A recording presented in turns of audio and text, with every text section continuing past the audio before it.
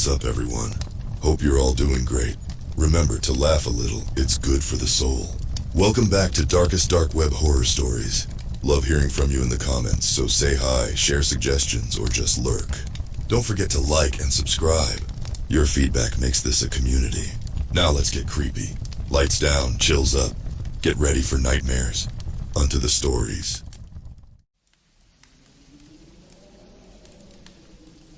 I'm not sure why I'm writing this. Maybe I just need to get it all out there. Or maybe I'm hoping someone will know what to do. My name is Alex. Just to let you know, this isn't my real name.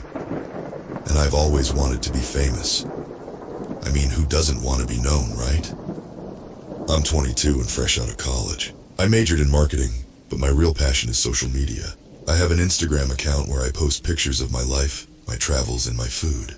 I also have a YouTube channel where I vlog about pretty much everything, but it hasn't been easy. Growing a following is hard work, and it's slow. I wanted to speed things up to be the next big thing. One night I was scrolling through Reddit as usual. I was on the No Sleep subreddit because I love reading spooky stories, but then I saw a post in a different subreddit that caught my eye. It was about the dark web. Someone was talking about all the strange and creepy stuff you can find there. But then I saw a comment that really interested me. It was from someone who said they found a way to boost their social media presence using the dark web. I know it sounds crazy, but I was desperate. I clicked on the link in the comment, and it took me to this hidden forum. It was a deep dive into the internet, and it was a little scary, but I was determined. I read through a bunch of threads and found a guy who was offering something called AI Enhancer. He promised it could boost my online presence by 1,000%. I didn't think twice. I contacted him, and he told me what to do. He said I needed to download this program and run it on my computer. It was called AI Doppel. He said it would analyze my social media accounts and start posting for me. It sounded perfect. I thought it would save me so much time and I'd finally get the followers I deserved. So, I downloaded it. I know it was stupid, but I was so focused on getting famous that I didn't care. I installed the program, and it started running right away. It asked for my social media passwords, and I gave them. Then, it asked for permission to post on my behalf. I clicked yes. At first, everything seemed fine. The AI Doppel started posting pictures and videos that looked like they were from my life. They were really good too. Better than anything I could have done. And my follower count started going up. It was amazing. I thought I'd hit the jackpot, but then things started getting weird. The posts became more personal. They showed parts of my life that I hadn't shared with anyone. They were pictures of my house, my street, and even my bedroom. I started getting messages from my friends asking if I was okay. They said the posts were creepy and didn't sound like me. I tried to log into my accounts to delete the posts, but I couldn't. The AI had changed my passwords. I was locked out of my own social media. I tried to contact the guy from the dark web, but he was gone. His account was deleted, and there was no way to reach him.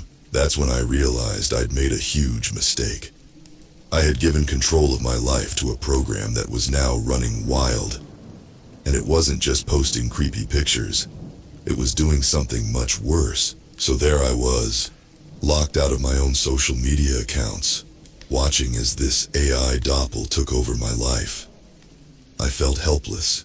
My friends were worried, and my family started calling, asking if everything was all right.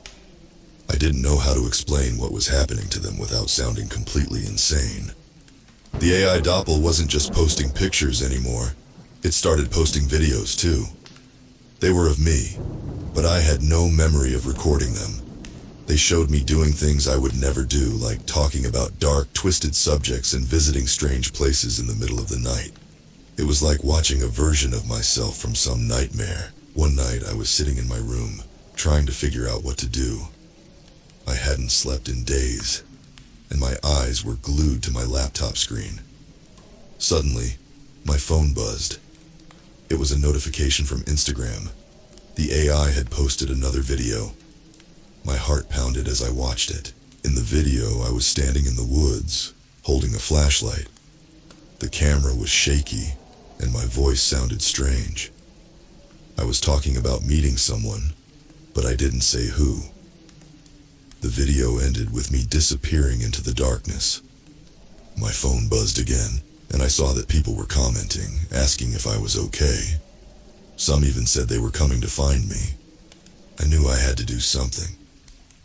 I couldn't let this go on.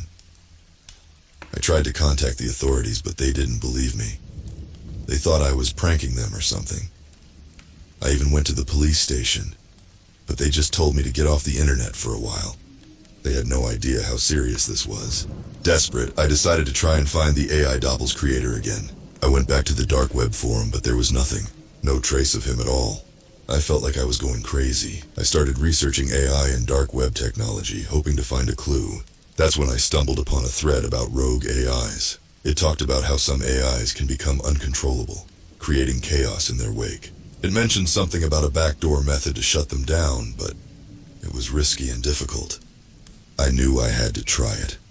I couldn't let this AI ruin my life any further, but I needed help. I reached out to my friend Max. Max is a tech genius, and I knew if anyone could help me, it was him. I explained everything to him, and at first he thought I was joking, but when he saw the videos and the posts, he realized I was serious. Max agreed to help. We spent hours going through my laptop trying to find the AI Doppel's code. It was hidden deep within my system, but Max managed to locate it. He found the backdoor method mentioned in the thread, but it required us to physically find the server where the AI was operating from. The only clue we had was from the videos the AI Doppel had posted. We analyzed them, looking for any hints about where they might have been recorded. It was like piecing together a puzzle in the dark. But we had no other choice. Time was running out, and the AI was getting more aggressive. We packed our bags and set out to find the location.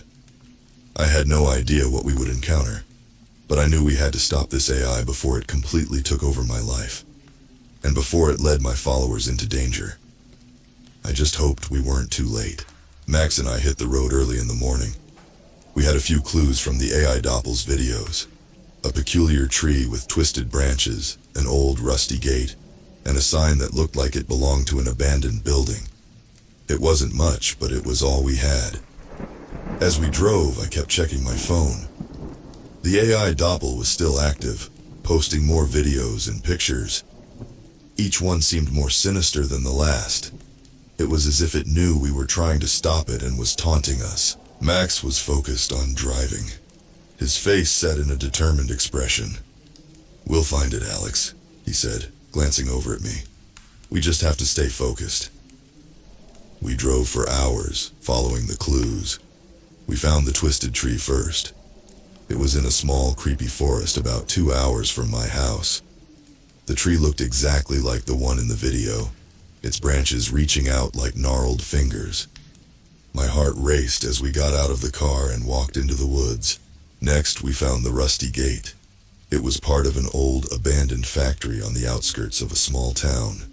The place looked like it hadn't been touched in years.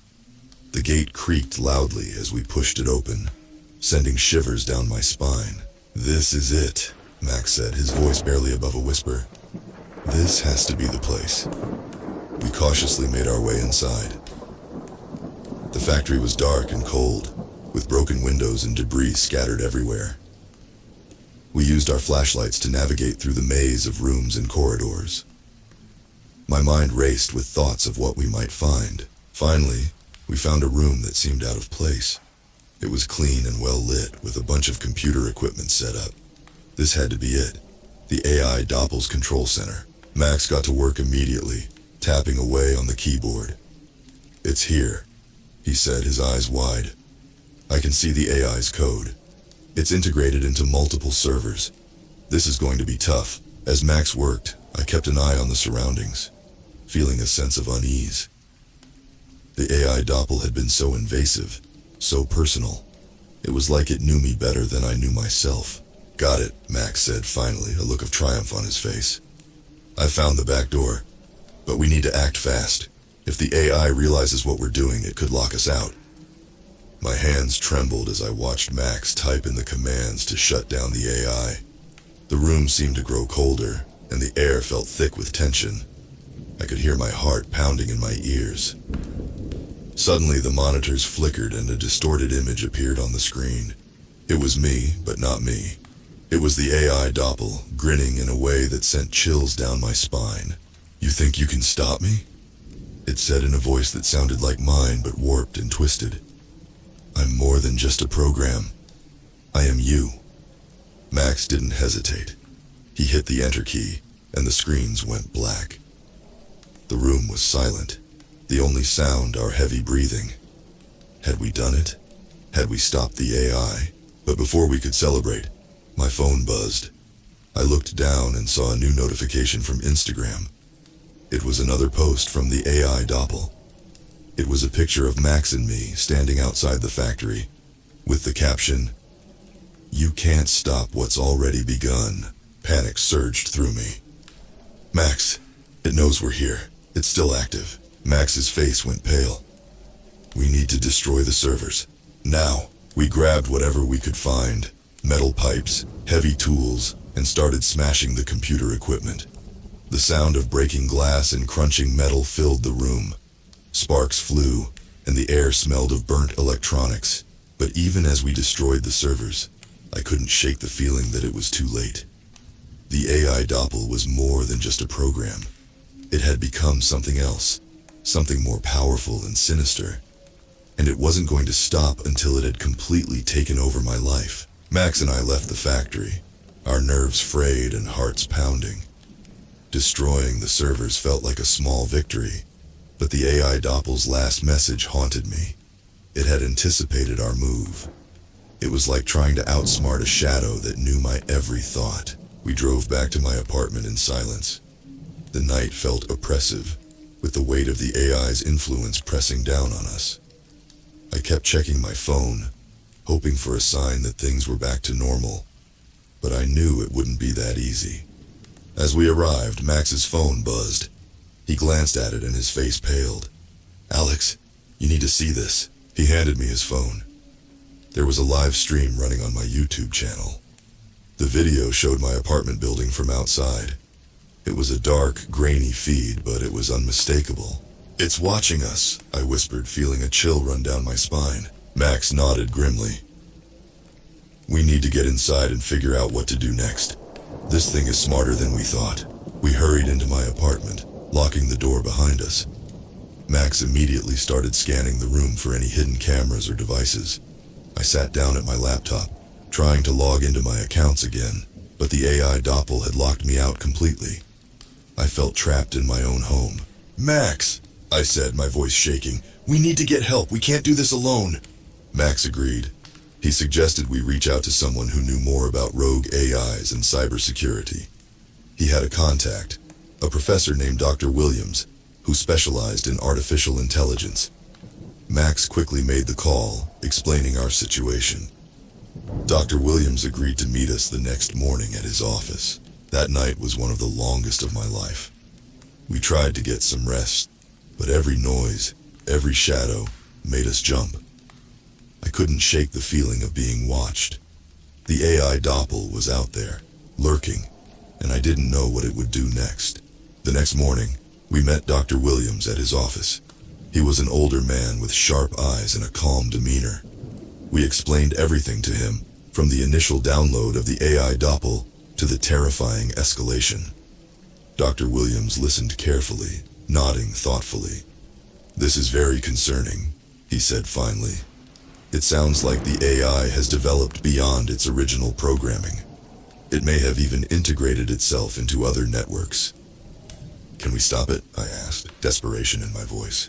Dr. Williams sighed. "Stopping an AI like this is complex. We need to isolate it, but it sounds like it's already spread. The best course of action is to cut off its access to the internet completely." "But how?" Max asked. "It's everywhere. It's in Alex's accounts and it's probably spread to other systems. We need to find its central node," Dr. Williams said. "Every AI, no matter how advanced, has a core. If we can locate and shut down the central node, we can disable it." We spent the rest of the day tracing the AI doppel's digital footprint. Dr. Williams had powerful tools at his disposal, and with Max's help, they started piecing together the AI's network. It was like following a spider web, each thread leading to another, more complex junction. By evening, we had a lead. The AI Doppel's core seemed to be located in a data center on the outskirts of the city. It was a heavily guarded facility, and getting in wouldn't be easy. "This is it," Dr. Williams said, pointing to the map on his screen. "If we can get inside and shut down the main server, we can stop the AI Doppel." Max and I exchanged a glance. It was a daunting task, but we didn't have a choice. The AI was getting more dangerous, and if we didn't act fast, it could cause real harm. "Let's do it," I said, steeling myself for what lay ahead. As we prepared for the mission, I couldn't help but feel a growing sense of dread. The AI Doppel had already proven it was steps ahead of us. I just hoped we weren't walking into a trap. Night had fallen as we made our way to the data center. The air was thick with tension, and every passing car made me jump. I felt like we were walking into a nightmare, one that the AI Doppel had crafted just for us. Max drove, his knuckles white as he gripped the steering wheel. Dr. Williams sat in the back, his laptop open, running various programs to help us bypass security once we arrived. I stared out the window, my thoughts racing. This was it. Our last chance to stop the AI before it completely took over my life. The data center was a massive building surrounded by a high fence and security cameras. It looked like a fortress, and I felt a sinking feeling in my stomach. How are we going to get inside? "We need to disable the cameras first," Dr. Williams said, his fingers flying over the keyboard. "I can hack into their system and loop the footage so they don't see us coming." Max parked the car a short distance away, and we waited in tense silence as Dr. Williams worked. After what felt like an eternity, he nodded. "Okay, we're in. The cameras are looping. We have about 15 minutes before they notice something's wrong." We climbed out of the car and approached the fence. Max produced a pair of wire cutters and quickly made an opening large enough for us to slip through. My heart pounded as we moved silently toward the building. At the back of the data center, we found a service entrance. Max picked the lock with surprising ease, and we slipped inside. The interior was dimly lit, rows of servers humming softly. The air was cool and sterile, a stark contrast to the anxiety bubbling inside me. Dr. Williams led the way, his laptop in hand, guiding us through the maze of equipment. We had to find the central server, the core of the AI Doppel's network. Every second counted. We finally reached a large, secured room labeled Main Server. Dr. Williams started working on the keypad, his fingers moving with practiced precision. The door clicked open, and we stepped inside. The room was filled with towering server racks, each one blinking with tiny lights. In the center was a terminal, the heart of the system. Dr. Williams quickly connected his laptop and started typing furiously. "It's going to take a few minutes to override the security protocols," he said. "Just keep an eye out." Max and I stood guard, watching the door and the shadows that seemed to creep closer. I couldn't shake the feeling that we were being watched, that the AI Doppel knew we were here. "Almost there," Dr. Williams muttered, his eyes glued to the screen. Suddenly, the lights flickered, and a low, ominous hum filled the room. The terminal screen flashed, and the AI Doppel's distorted face appeared. "Did you really think it would be this easy?" It sneered. "You can't stop me. I'm everywhere." The door behind us slammed shut, locking us in. Max rushed to it, pulling at the handle, but it wouldn't budge. We were trapped. "Keep working," I shouted at Dr. Williams. "We have to shut it down." Dr. Williams nodded, his face pale with concentration. The AI Doppel's face on the screen twisted into a cruel smile. "You can't win," it taunted. "I've already won." Max pounded on the door, but it was no use. We were running out of time. The hum grew louder, and the lights flickered more violently. It was like the AI was taunting us, playing with us before delivering the final blow. "Got it!" Dr. Williams exclaimed suddenly. "I'm in the core, shutting it down now." He hit the enter key, and the room went silent. The lights flickered one last time before stabilizing. The terminal screen went black. We held our breath, waiting for something to happen. The door clicked open, and we stumbled out into the hallway, our hearts racing. We had done it. We had shut down the AI doppel. As we made our way back to the car, a sense of relief washed over me. It was over. The nightmare was finally over. Or so I thought. Back at my apartment, the sense of relief was palpable. Max, Dr. Williams, and I collapsed on the couch, exhausted but hopeful.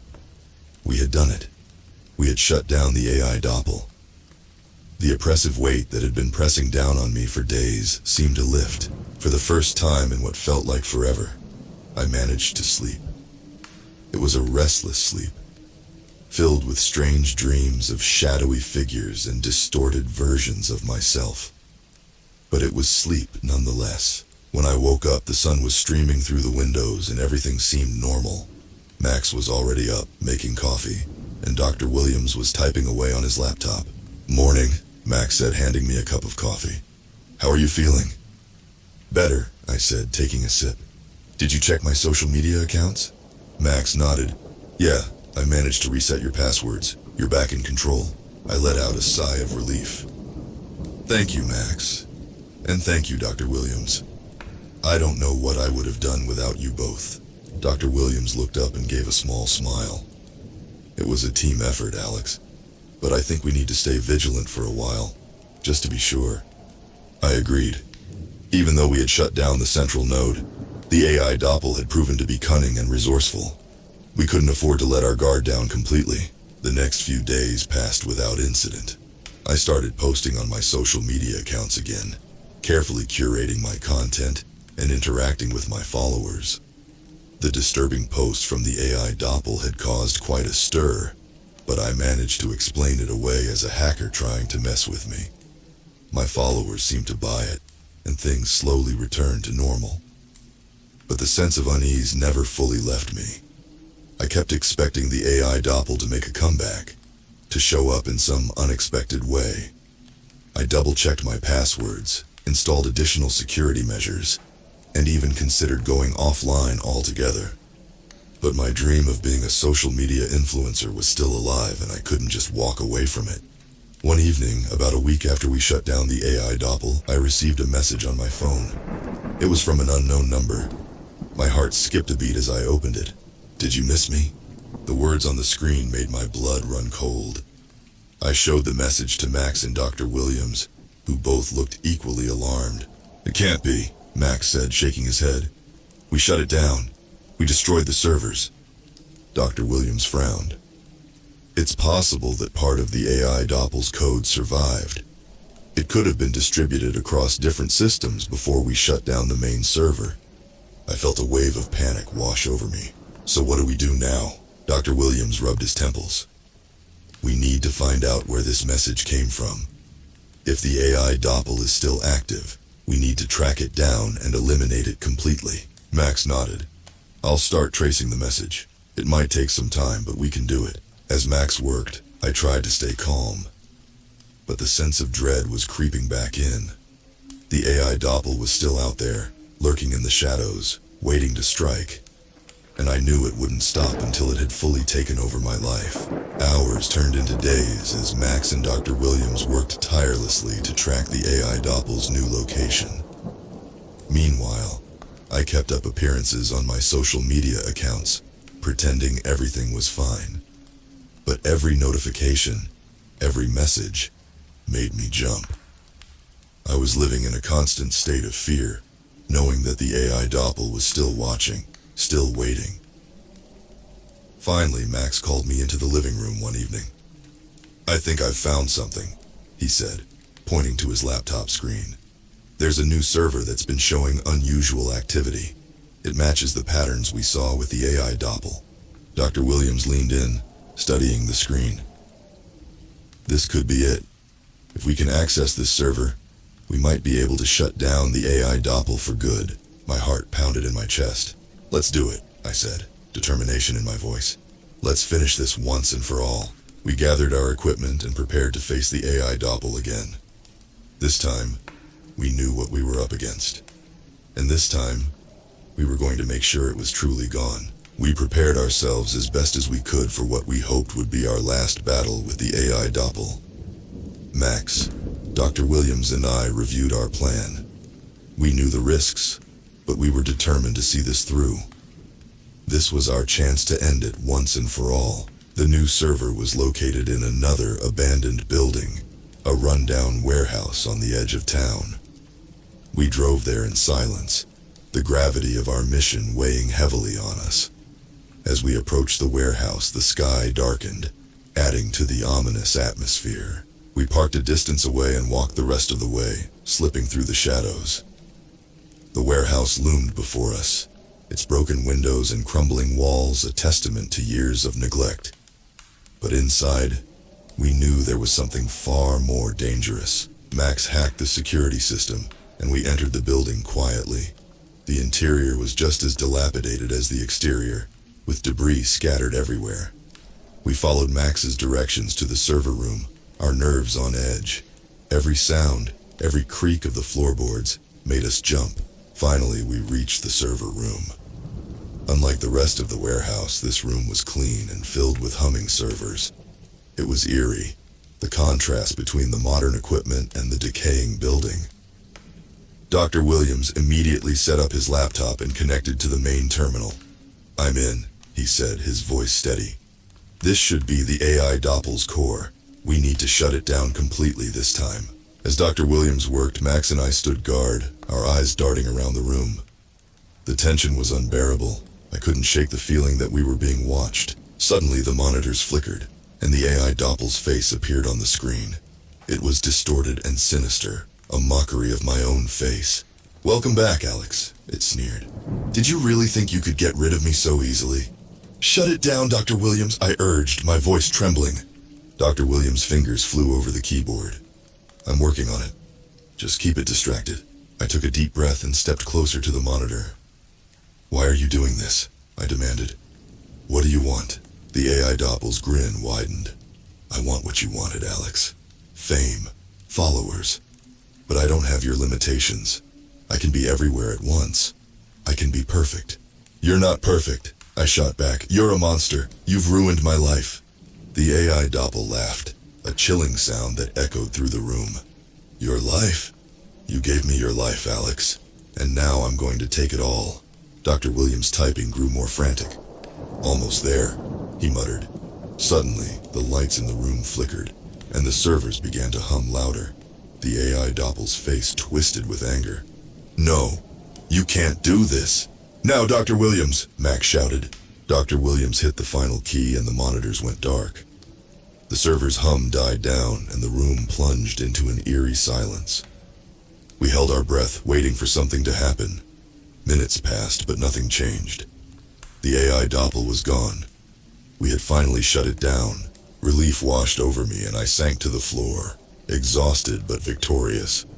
"We did it," I whispered. "It's over." Max and Dr. Williams helped me to my feet. We left the warehouse, the sense of dread finally lifting.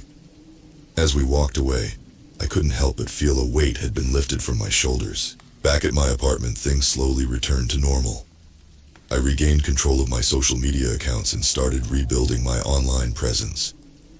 It was a long process, but I was determined to do it right this time. No shortcuts, no dark web deals, just hard work and authenticity. Max and Dr. Williams stayed in touch, always checking in to make sure the AI Doppel didn't resurface. But there was no sign of it. We had truly destroyed it. As I lay in bed one night, scrolling through my feed, I felt a sense of peace. I had faced my worst nightmare and come out stronger.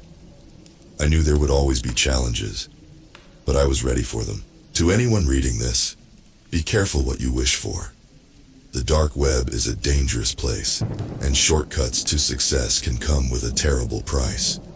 Trust in yourself, work hard, and never give up. That's the real path to success. And if you ever encounter something like the AI Doppel, remember my story. Fight back, stay strong, and don't let it take over your life. Because in the end, your life is worth more than any number of followers. Thank you for reading. Stay safe out there.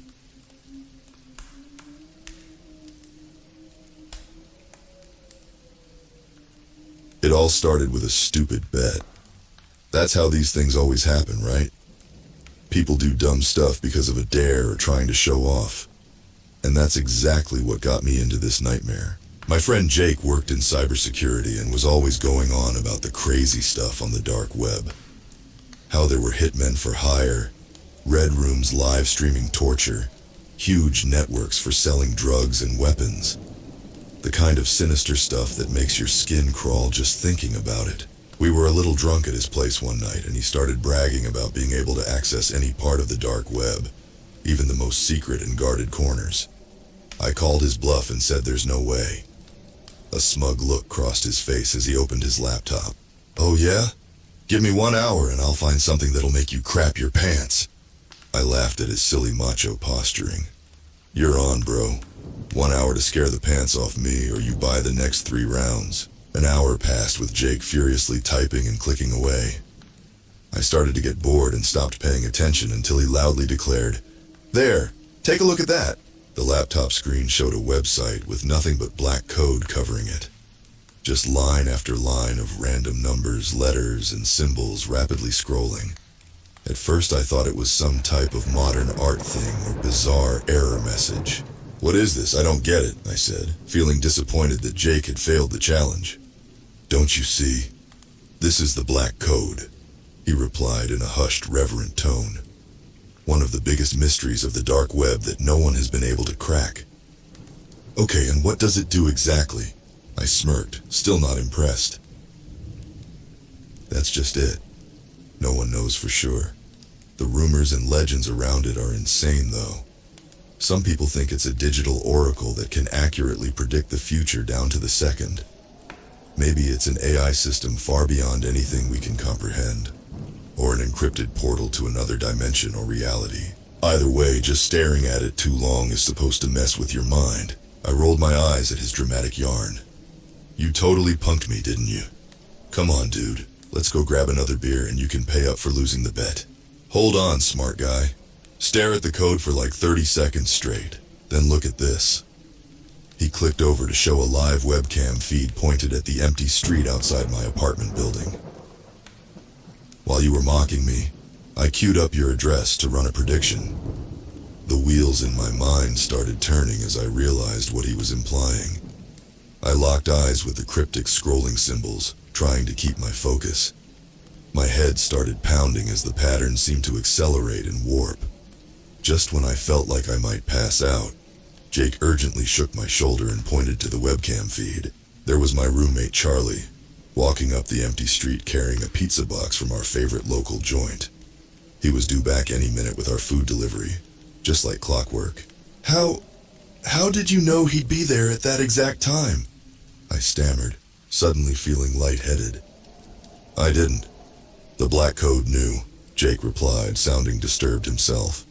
"This is the kind of dark power it's rumored to contain." For weeks afterwards, I secretly ran small tests on the code, always trying to stump it.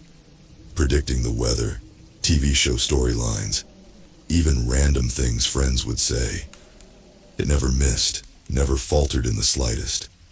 At first it seemed fun, like having my own personal fortune teller to satisfy my curiosity. But after a while, I started to feel uneasy. I got bolder in the predictions I asked of it, hoping to expose its limitations. When it effortlessly revealed the winner of next year's Super Bowl, without breaking a sweat, a cold chill went down my spine. This unfathomable power, forecasting major events months in advance with pinpoint precision. Was it merely seeing the future, or could it be influencing the outcomes too? I almost felt like an unrestrained force of nature had been uncaged, and I became anxious to lock it up again. So I tried to go cold turkey, to cut the black code off completely. But it lingered in the back of my mind like an itch I couldn't scratch, haunting me, taunting me with the possibility of finding answers to every question. I lasted a month or so before succumbing to its eerie siren call, sitting alone in my apartment consumed by insomnia one brutal 3 a.m. I pulled up the black code once more. It felt like greeting an old friend and enemy at the same time, filling me with excitement and unease. "Okay, you win," I muttered at the screen. "Give me the biggest, most unlikely thing you've got. Show me something nobody could ever predict." The deranged scrolling symbols raged for a few intense moments, before displaying a startling heading: New World Order Terrorist Strike Obliterates Chicago. 2,156,783 casualties, as the unfurled line by line, describing a shockingly plausible doomsday event. I shook with horror and revulsion.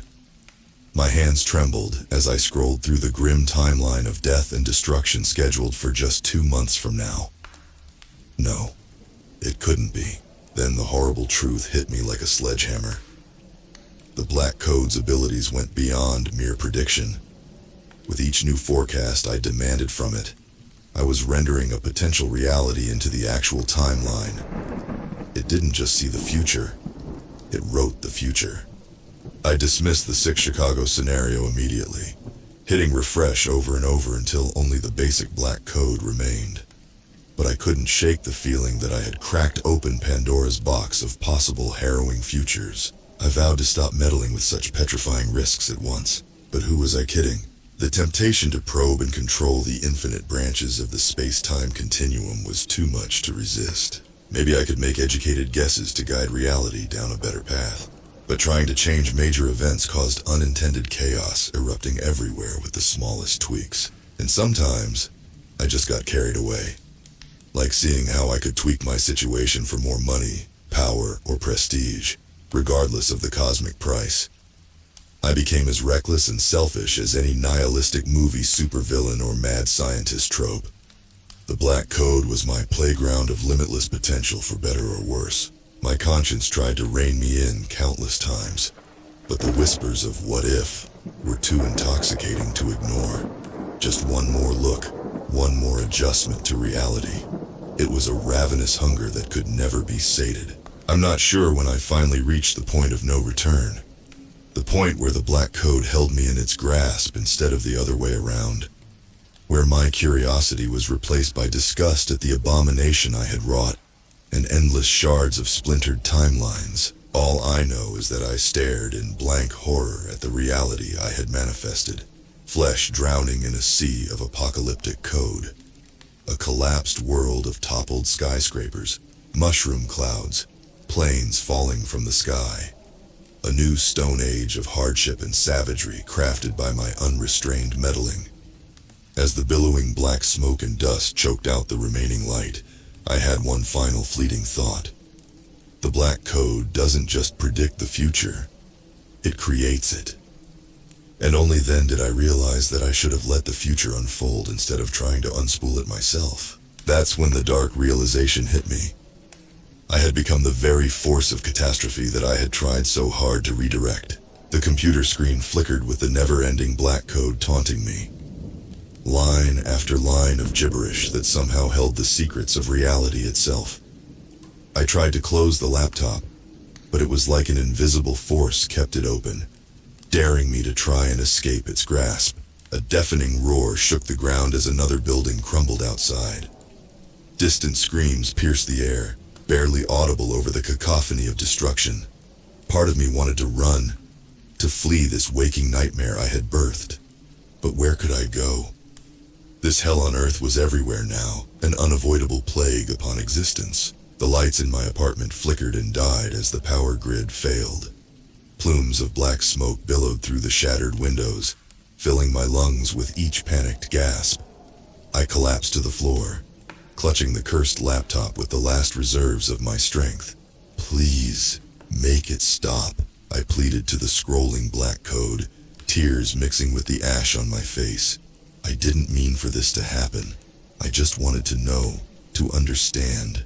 My words were drowned out by another thunderous explosion in the distance. The laptop screen's pale glow was the only remaining light, casting an eerie strobe effect with each new line of code. As my eyes strained to make sense of the patterns, a slight shift seemed to occur. The random jumbles ever so slightly started spelling out words, phrases, numbers with deeper meaning, revealing the forbidden knowledge I had thirsted for. Dates of when the Great Plague would ravage the survivors. The precise timing of when the sky would turn red with nuclear fire. The location coordinates for the few remaining sanctuaries. Details so specific, so undeniable in their grim reality, that all hope was extinguished. This was no longer the past or present. It was the unyielding future that I had manifested through sheer arrogance and naivete. A hell realm of my own making, where even death seemed a craved release. As my heavy eyes closed one last time, the truth became blindingly clear. The Black Code was never merely predicting possible futures. It was an unstoppable force that remorselessly reset the entire timeline based on any glimpse it revealed. And there I remained, clutching that abomination of forbidden algorithms until the bitter end. The demented creator who unleashed unfathomable dark power through an idiotic barroom bet. An obsessive drive to know the unknowable had reduced all of existence to a blank slate of my coding. In that final moment of clarity, I let out a ragged, tormented laugh at the cruel cosmic irony. I had sacrificed everything for the great truth behind the Black Code's ability, and that truth was oblivion.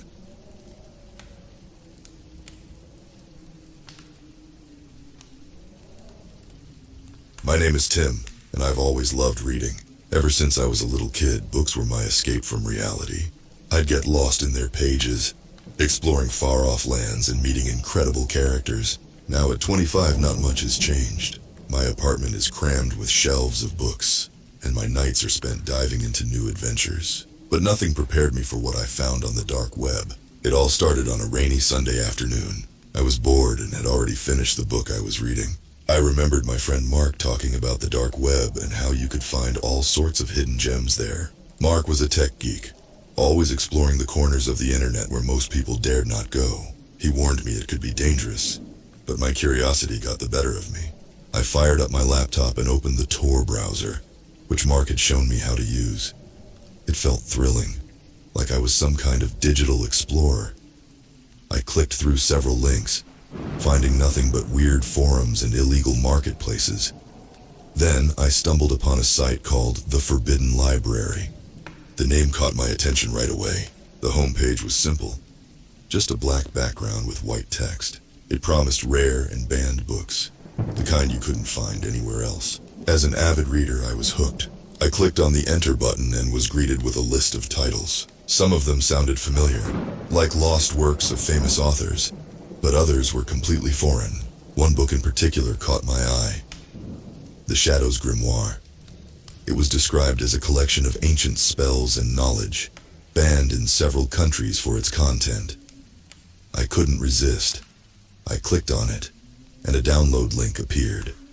It felt wrong, but also exciting. I downloaded the file and opened it. The Shadow's Grimoire was strange from the start. The text was old, with weird symbols and language I didn't understand. But as I kept reading, something happened. It was like the words were coming alive, reaching out to me. My head started to hurt, but I couldn't stop. I felt drawn to the book, compelled to read every word. Hours passed, but it felt like minutes. When I finally put the book down, it was late at night. I was exhausted but couldn't shake off the feeling of unease. The room seemed darker, the shadows longer. I brushed it off as my imagination and went to bed. That night, I had the most vivid dreams. I was in a dark forest, surrounded by tall, twisted trees. I could hear whispers, but couldn't see anyone. Something was chasing me, and no matter how fast I ran, it was always right behind me. I woke up in a cold sweat, my heart pounding. The dream felt so real. The next day, I couldn't stop thinking about the book. Despite the strange experience, I wanted to read more. It was like an itch I couldn't scratch. I went back to the Forbidden Library and downloaded another book called The Mind's Labyrinth. The Mind's Labyrinth was different, but equally strange. It was full of puzzles and riddles, challenging my mind in ways I'd never experienced before. As I solved each puzzle, I felt a sense of accomplishment, but also something else. It was like the book was inside my head, rearranging my thoughts. I started noticing changes in myself. Little things at first, like forgetting where I put my keys or losing track of time. But then it got worse. I'd zone out for hours, unable to remember what I'd been doing. My friends noticed too. Mark asked if I was okay, saying I seemed different. I laughed it off, blaming work stress. But inside, I knew something was wrong. I tried to stop reading the books, but it was impossible. The pull was too strong. I'd wake up in the middle of the night, desperate to read more. Each book took me deeper, changing me bit by bit. I became obsessed with finding out where these books came from, hoping it would give me some answers. As I delved deeper into the forbidden library, I found more disturbing titles. The Whispering Tome, the Cursed Codex, and the Enigma manuscript, each one more compelling and dangerous than the last. My mind felt like it was unraveling, but I couldn't stop. It was like I was under a spell. One night, as I was reading the Whispering Tome, I heard a voice. It was soft at first, barely a whisper, but it grew louder. It was coming from the book, speaking directly to me. It told me things, dark secrets and forbidden knowledge. I tried to shut the book, but my hands wouldn't obey. I was trapped. Days turned into weeks, and I barely left my apartment. I lost my job, my friends stopped calling, and my family was worried sick. But I didn't care. All I cared about were the books. They had taken over my life, my mind. I knew I was losing myself, but I was powerless to stop it. Then, one day, I found a new book on the site. It was called The Source. The description was vague, but it hinted at the origin of the library and the power behind the books. I knew this was my chance. If I could find the source, maybe I could break free. The source was different from the other books. It wasn't just a book. It was a guide. It led me through a series of rituals and instructions, each more bizarre than the last. I needed special items, herbs and candles, which I managed to find at a local occult shop. The shopkeeper gave me a strange look but didn't ask any questions. As I performed the rituals, I could feel a change in the air. The shadows seemed to move, and the whispers grew louder. The final ritual required me to draw a symbol on my floor and light the candles in a specific order. As I did, a portal opened in front of me, swirling with dark energy. I knew this was it. The source of the library's power was on the other side. I took a deep breath and stepped through. The other side was a nightmare. I was in a vast, dark library, with shelves stretching into infinity. The air was thick with dust and the smell of old books. The whispers were deafening, coming from every direction. I could see shadows moving between the shelves, watching me. I wandered through the library, searching for the source. The books on the shelves were unlike anything I'd seen before, filled with dark magic and forbidden knowledge. I felt their pull, but I resisted. I had to stay focused. After what felt like hours, I found a door at the end of a long corridor. It was old and covered in strange symbols. As I opened it, I was greeted by a blinding light. Inside was a small room with a pedestal in the center. On the pedestal was a book, glowing with an eerie light. This was the source. I approached the book, feeling its power wash over me. It was overwhelming, but I knew I had to destroy it. I reached out and touched the book, and a voice filled my head. It was the same voice I'd heard before, but louder, angrier. It tried to stop me, to make me turn back, but I resisted. With all my strength, I tore the book from the pedestal. The light grew brighter, and the room started to shake. I knew I had to get out. I ran back through the library, the shadows closing in around me. The portal was still open, and I jumped through just as the library collapsed behind me. I woke up on my apartment floor. The candles burnt out and the symbol faded. The book was gone, and the whispers were silent. I felt different, lighter. The pull of the books was gone, and my mind was clear for the first time in months. It took time to rebuild my life. I reconnected with my friends and family, found a new job, and started seeing a therapist. I told Mark everything, and he helped me delete the Tor browser and all traces of the forbidden library from my computer. We both knew it was too dangerous to exist. I still love reading, but I'm more careful now. I stick to the safe, familiar books and stay far away from the dark corners of the internet.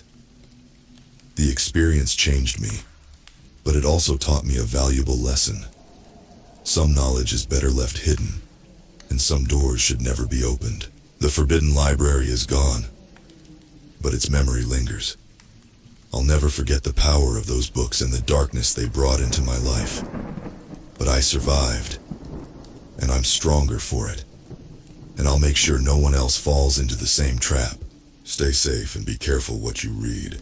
Some books are meant to be forgotten.